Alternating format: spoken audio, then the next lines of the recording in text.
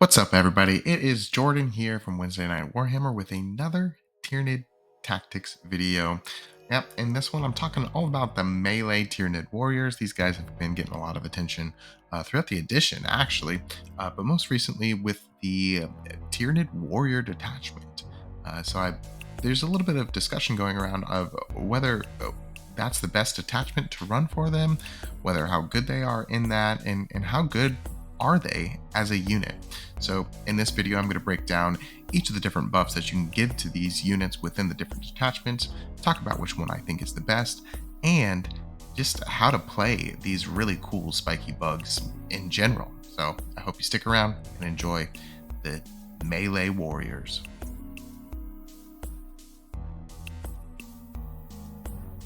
Before we get into the nitty gritty about different combos and how they function in different detachments, etc., let's make sure we understand the basics of what these guys are going to be doing. So they're the other blender unit in the Tyranid Codex.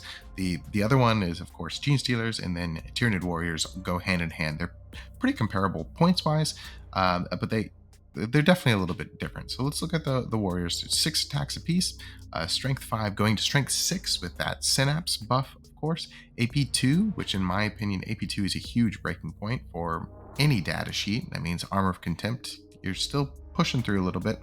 So yeah, AP2 is really good.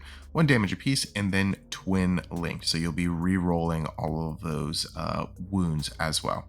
And then in addition, their datasheet rule is reroll 1s to hit or reroll 1s for your armor save.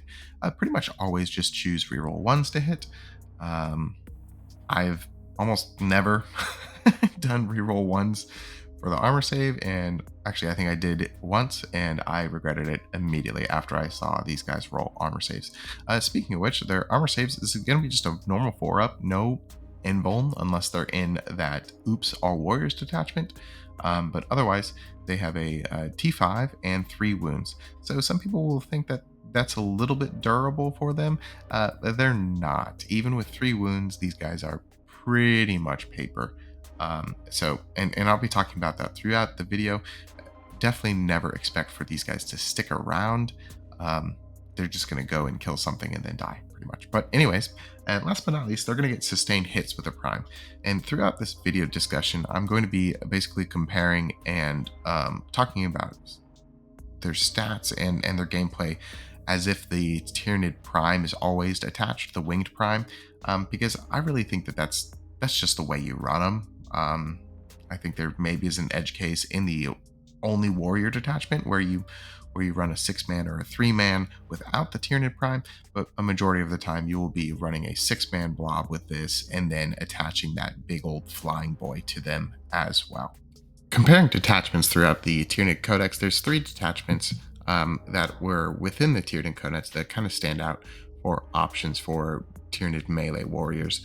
The first one is Invasion, and it's going to be really good if you're able to get that lethals, a choice for the adaptive, and stack that with the sustained hits with the Tyranid Prime.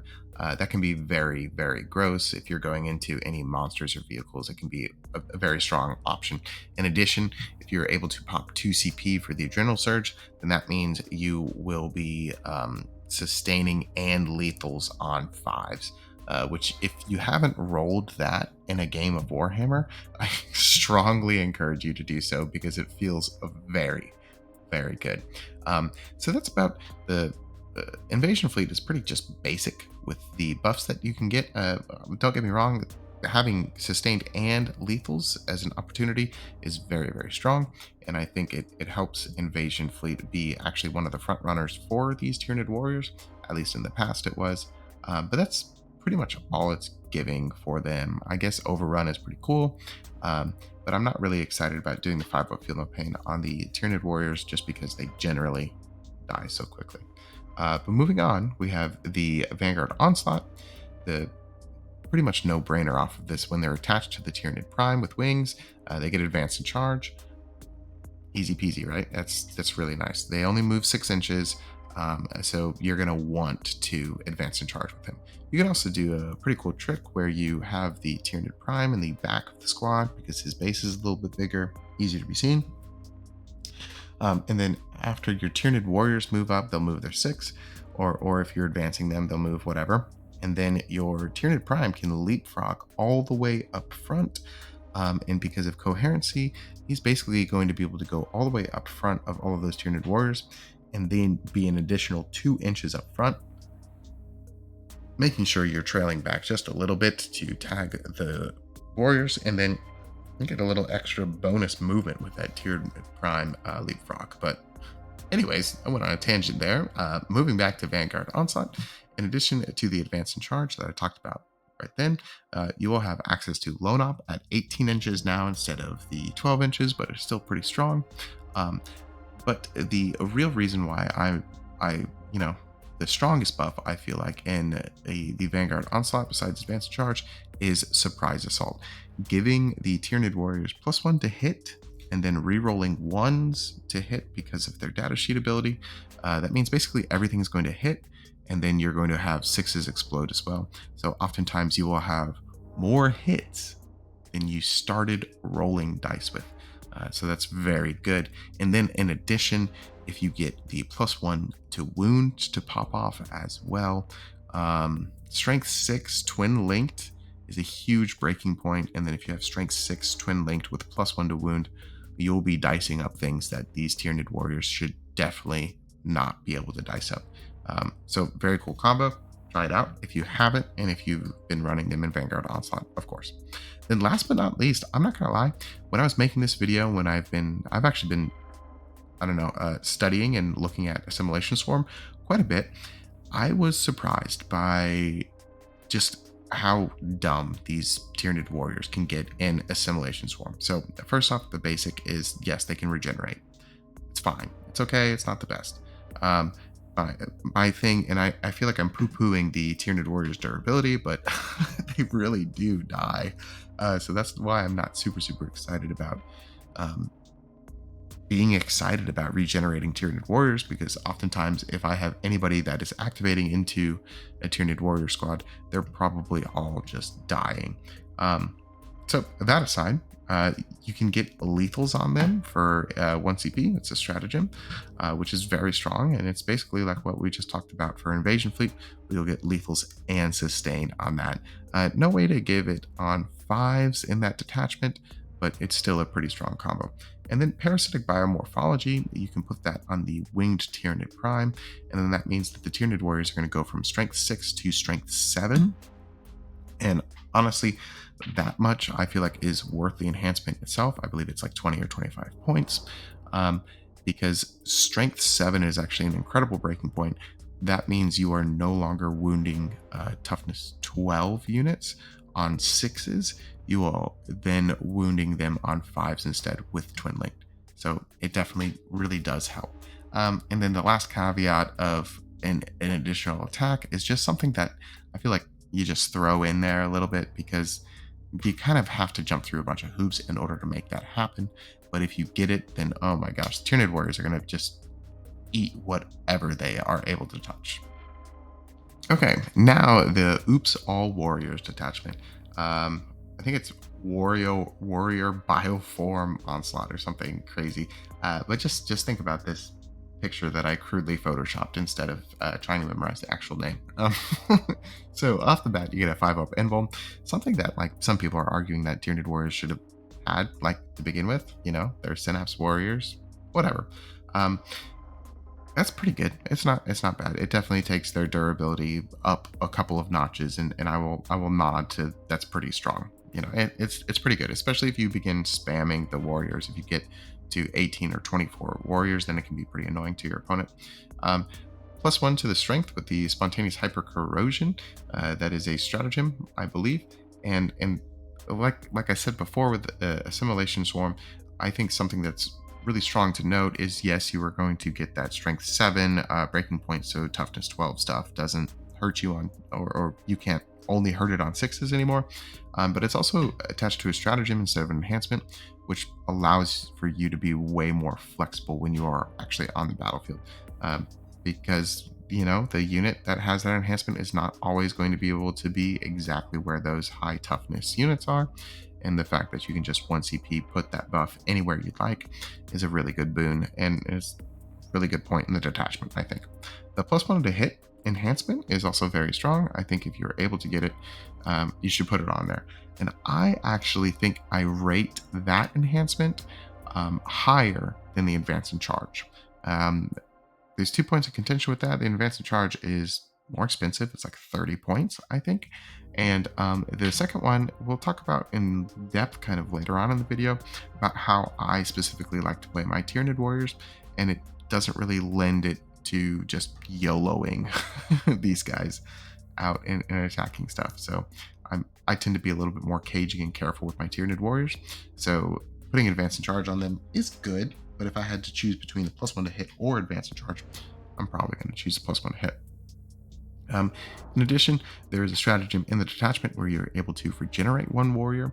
That's pretty good, especially in this detachment when they're 5 up invuln, they're 3 OC, which is there at the bottom of the checklist, and they do just kind of pack a punch. So being able to just 1 CP, boop, get another dude seems really good, especially if you have a Hive Tyrant around to do it for free, and then possibly flip an objective and get some additional primary. It seems pretty strong. And then last but not least, I know I've talked multiple times about don't talk about the durability of the Tyranid warriors, but when you stack a 5 up invuln on them, and when you have 18 of them, they're all running at your opponent, then I would like to spend 1 CP for -1 to wound on one of those squads when somebody is opening up like a Forge Fiend or something at them. So the stratagem for -1 to wound and shooting is very strong as well for this warrior detachment. Mentioned it before, but OC3. So yeah, pretty cool things. +1 to hit, it's a good detachment. I think GW did a good job with this, and I'm excited to field a bunch of warriors. Okay, now we're talking about the role of the melee Tyranid warriors and how they should function in a game of Warhammer 40k. They're glass cannons, and I'm going to talk in depth in the next slide exactly how to play a glass cannon unit and some strategies to make sure that they're being used correctly. But let's talk more about what that means. This unit will kill almost anything it touches. If you're able to connect with it, it's just going to decimate it. I've killed my buddy Zach's Deathwing Knights multiple times on one activation with just a squad of Tyranid melee warriors in Vanguard Onslaught. If you go way back in our live videos, you can see that happen in action. But they really do just blender a whole bunch of stuff. So very strong. But however, in the same vein, in the same conversation, they will also get killed very easily in return. A stiff breeze will knock these guys out, and then you're going to be very sad. So when you think about it, they are a very high point total for a quote unquote trade unit. So if you're treating these guys as something that is just going to go out and kill something, and then you are okay with them being killed, I don't know, maybe think about using a different unit besides that, because this is kind of a valuable unit. I think they're around 230 points. That's not terribly expensive, but if you go out and kill, like a unit of intercessors or something, and then they get killed back by Terminators, and then you actually would have much rather activated your Tyranid warriors into the Terminators instead of the intercessors, that's tough, and that kind of goes to my next bullet point: is don't trade, engage wisely. So this is, and I talk a lot about trading units on this channel if you're new here, but this is not a unit that I'm excited about trading. I'm excited about engaging and making sure that I'm setting up the game to fully benefit this 1 or 2 activations of this unit that I will get in the game, to really make a crippling sweep for my opponent. So you have to be wise about it. And then you have to remember, no matter the detachment, they're a fragile unit. And I know I just came off of talking about the Oops All Warriors detachment and how they are actually a little bit more durable. But they're still really not. This is not an anchor unit that is going to hold the point for a really long time. This is a unit that is going to crack back and kind of push the game into your favor and kill 1 or 2 very important units from your opponent's side, and then sway the game in your favor. This is not a unit that you want exposed unless it's done its job, and it's done its job very, very well. So if you're not familiar with the term a glass cannon, it's a term that's used all throughout gaming and everything. It's just this one thing that will absolutely destroy something, but then because it's made out of glass, as soon as you shoot that cannon or as soon as you destroy that thing, it's going to shatter and fall apart. Well, because it's made out of glass. So when using a unit like this, and this kind of extends way beyond melee warriors, and you can use this for any army that you're working on or playing or cheating on with your beautiful bugs. Come on now. Um, but when you're using these glass cannon units, the first thing that you want to think about is staging. And staging is when you just move up just a little bit, you don't expose your units, and then you save them to activate uh, further down the field later on in the game. You just try and keep them as safe as possible until it is time for them to go. And always try and remember, you decide when to commit these guys and not your opponent. So you have to pre-measure charge distances. You have to pre-measure line of sight, as well as shooting ranges, and make sure that these guys are safe. Because they are very strong and they're very deadly. However, if your opponent is able to chip one or two off by like a stray Forge Fiend shot or whatever, then their potency is far less than what you would like. Send these dudes out when you will win the trade by a lot or just on your go turn. By winning your trade by a lot, I mean if your opponent like has two mid-tier units on the objective that you're pretty confident that the Tyranid warriors can probably pick up both, that would be amazing. Because if you're trading two of your opponent's units for one of yours, that is way better. Or if you're sending them out to like finish off a greater demon or something, that would be a really good point to send them out to just delete your opponent's anchor point and kind of shift the primary gain and the tide of the battle as well. And just a philosophical take on units like this, you should consider them dead as soon as you send them out to activate. Really don't try to pour too many more resources or stratagems or other units to help protect them from a possible crackback. Just understand that once they are out there, they're probably dead. And if in that situation you're not very happy with that possibility that as soon as they go out, they're immediately dead, then you probably shouldn't send them out right then. Stage again for another turn and activate them for when they can do well.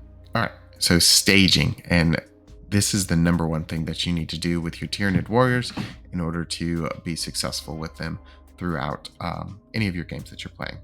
Okay, so staging, and this is a diagram that I've drawn up in a little bit of a game that I've imagined in my head. We're playing against world leaders, and for some reason the world leaders have decided to take Forge Fiends. It's a good choice, whatever. But anyways, so the warriors that are circled in blue, those are our primary warriors. Those are the guys, their journey that we're going to be following the most. They're the main characters. Okay, so the blue circled warriors, you can follow them. With the green area, they've hopped behind that little triangle terrain, just right in that pocket right there. It's going to be impossible for the Forge Fiend to cut a line of sight on them because of that angle, and then they're going to be out of range of the middle 8-bound squad, and then they're completely move blocked from the bottom 8-bound squad. You see those two squads over there? So right there in that little pocket in that island, they are perfectly safe. So we've started them outside of line of sight and charging threat range, of course, because they're all the way back there. And then we've moved them up behind a secondary terrain piece while move blocking or staying out of charging range to make sure that these guys are incredibly safe. And then you can see from this position, this is how I like to play Tyranid games, because if this is all executed correctly, I'd probably win the game almost on the spot on the next turn. So I've set up a couple of traps for my opponent. One, the gargoyles right there have strung out so that they are tagging both objectives. So that means if they don't send something out to kill the gargoyles or kill them at all, then that means I'm going to get a 15 on primary almost assuredly, because I have those two objectives and then at least one other. So that means they are probably going to have to send one 8-bound squad or something else to for sure kill them, and then maybe they will end up sending the second 8-bound squad out into the center just to ensure that they have a possible primary in the future. However, in addition, up top, I also have a lictor that is as far back as possible, but still towing into that objective. And the reason why I put the lictor as far back as possible, of course, is because he has lone op. So anything that is trying to shoot the lictor will have to come out of that hidey hole and be right in its face, 12 inches, which is that Forge Fiend right there will have to go up there. So the two other traps that I've set is the Tyrant effects up top. If that Forge Fiend comes out at all, to shoot the lictor, then Tyrant effects will probably obliterate it. And then the same thing with the Exocrine on those bottom 8-bound right there. If they come out to touch that objective, then Exocrine will probably be able to see them. And then if the 8-bound move into the center objective at all, they will be mulched by the Tyranid warriors. In addition, if my opponent decides to not do anything, there's actually a pretty good chance that my Tyranid warriors can move northward and extend into that Forge Fiend and take care of it themselves, or just move to the east towards my opponent's deployment zone and probably get a pretty good charge onto those 8-bound as well, if I'd like to do so. So let's see what happens if my opponent falls for all of these traps in the next slide. Okay, so if this is what our opponent did, then we're in a really good spot and we maybe have won the game. So the opponent first has moved up to kill the lictor, make sure I don't get primary off of that objective, which is kind of what I want them to do. And then he's going to get zapped by the Tyranid effects. Also, look at all these cool edits. Look at all the lasers and stuff. But anyways, he's going to get zapped by that Tyranid effects for sure. And there's actually a pretty good chance that I feel like a Tyranid effects could kill a Forge Fiend 100 to 0. Not 100% chance, but it's pretty. That's a good chance that could happen. And then the opponent has decided to want to commit something into that center objective, and then that's when you move your Tyranid warriors out and just absolutely clobber them. Because I feel like at that point, getting rid of an 8-bound squad for Tyranid warriors, and hopefully, I mean, maybe you scoop something else up too. That's a pretty good trade. I'm excited for that, especially in this game state as well. And then, of course, in the south, all of our gargoyles are dead. Absolutely. World leaders are going to be able to pick up gargoyles, but our Exocrine is going to be able to activate into those 8-bound right there and do a pretty good job of picking them up as well. If you have not been able to activate an Exocrine into 8-bound of any kind, I strongly recommend it. It is very fun for you and not the best for the world leaders player, but it always, it ends up pretty good. So if we talk about it, it's about 145 points that we have lost on our end because of the gargoyles and the lictor. And then it's going to be close to around 500 points that they will have lost or have been completely neutered because we have staged, drawn out this attack from them, and then had an incredible crackback with these 3 units that we have lined up like that. So if you're playing any glass cannon kind of units, support them with other units, set up a staging point, and then have your opponent come out, and then you decide when, the going gets tough. Before we continue into our Tyranid warrior melee deep dive discussion, whatever, I just want to brag about how cool our channel is, and you should absolutely subscribe to it for more bug content and fun. You won't regret it, I promise you. And that guy on the screen, he's definitely not going to steal your genes, so don't worry about it. Some things that we're doing once a week, at least I try to. We're going to do an army list review show where I review around 8 lists from the community. They submit it in the community tab and on our channel on YouTube. If you would like to submit yours too, I'd love to review it. We do give a little priority to members, so if you'd like to support us by buying us a coffee and then have your list reviewed a little bit quicker, it's normally a week or 2-week turnaround for members, consider being a member, and I'll make sure that the member link is attached in the description. It'll support us and it'll get you some bug knowledge. In addition, every single Wednesday night, the namesake of the channel, we have fun shenanigans and we have incredible battle reports just for you. That's right, just for you. This week, I am playing a list that Chat and I actually wrote on our latest Army List review show. It's called Only Claws, or Clawsome. it was one of the stipulations that I randomly generated during the end of the show, and every single unit in it, the weapon has to be a claw on the data sheet. I think I was allowed 2 units to cheat. One of them was a biovore because I'm boring, but everything else is a claw. So if you like horror specs as gene stealers and forget what else. Oh, Raveners. If you like all those kind of stuff, come watch us this Wednesday. It'll be awesome. In addition, join the Discord for a giveaway. We are giving away an Imperial Knights Battle Force box. And if you would like some Imperial Knights for free, join our Discord, check out the announcements tab, and enjoy some free Imperial Knights. If you would like to have additional entries into this giveaway, consider being a member here on YouTube or subscribing to our Patreon, to help support us there and to help support you to possibly get an Imperial Knights Battle Force box. And last but not least, I'm not going to ask or beg for you to subscribe anymore. Just thank you. Thanks for pushing us over 4,000. We're already at 4,200. It's not even New Year yet. So you guys are awesome. And thanks for motivating us and, continue pushing us to create better content. Which detachment is best? Probably the warrior one. Honestly. But let me talk about each of them just in a little bit more depth. I do want to do, and one honorable mention is the Synaptic Nexus, and I'm sure somebody has probably already commented about them in the comments. That's fine. That's great. The Synaptic Nexus is pretty good too because it does branch out and give synapse buffs to everything. You get the +1 to hit, so they're hitting on 2s, reroll 1s, and the sustain with them. It's pretty good. I just still felt that Assimilation Swarm, Vanguard, and Invasion kind of edged out Synaptic Nexus just a little bit, but I do think Synaptic Nexus is worth mentioning. But the main reason why I think probably the Warrior one is the best is if you go back to that slide, there are literally so many things that just helps these Warriors churn out. They're also battle lines, so if you want to run 24, 30, 36 of them, you're allowed to. I generally only run 3 squads just because that's how many Tyranid primes that I can get. And so I just really value the sustained hits and that additional flyover reach for the Tyranid prime with wings. But yeah, the 5-up invul and the -1 to wound and shooting, and then the +1 strength, it all really cobbles together. Where if you want to play a bunch of Tyranid warriors, then go play a bunch of Tyranid warriors and have fun with it. That's what GW made that detachment for, and I'm sure some people are having a really good time with it. But moving on, Invasion Fleet is very strong offensively.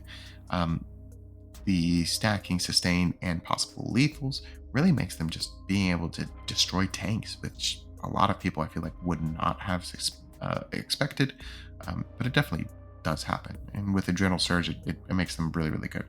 However, I purposefully talked about all the offensive buffs. Really don't plan on doing the 5-up Feel No Pain on them.